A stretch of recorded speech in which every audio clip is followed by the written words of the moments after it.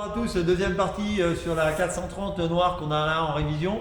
Donc le client nous avait demandé de faire la grosse révision, de faire une révision dessus et aussi que la clim ne fonctionnait pas. Donc on a fait un contrôle avec la valise. La valise elle nous donnait pas spécialement des défauts, donc il faut les chercher un petit peu parce que quand c'est pas vraiment électrique, le défaut il apparaît pas. Donc là en l'occurrence sur le compresseur, on a commencé à regarder le compresseur et on s'est vite aperçu qu'en fait au milieu du compresseur, normalement il y a un embrayage qui fait que ça colle. Et ben là il n'existe plus et c'est un problème connu pas que sur Ferrari, hein, même sur des voitures standards, on a des Audi, on a des Peugeot, des Renault, peu importe, hein, mais surtout chez Volkswagen on a souvent vu ça qui se barre et ce qui fait que quand vous enclenchez, ça colle pas, il n'y a pas de froid et le compresseur se met pas en route. Ça c'est pour la première chose. Et la deuxième chose qu'il nous avait demandé de regarder aussi, c'était, alors ça ça arrive souvent sur les gens qui mettent des échappements sport.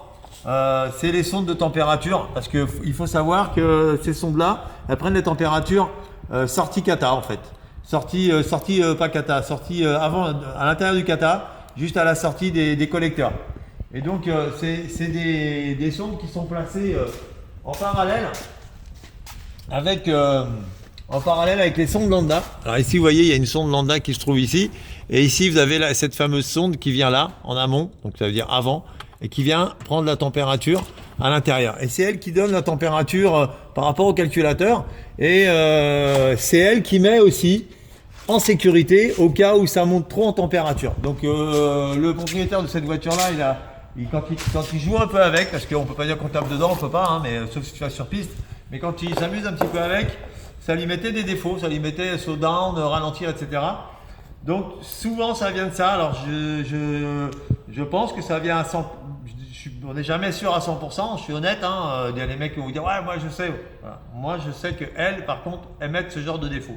Donc ça vaut pas excessivement cher.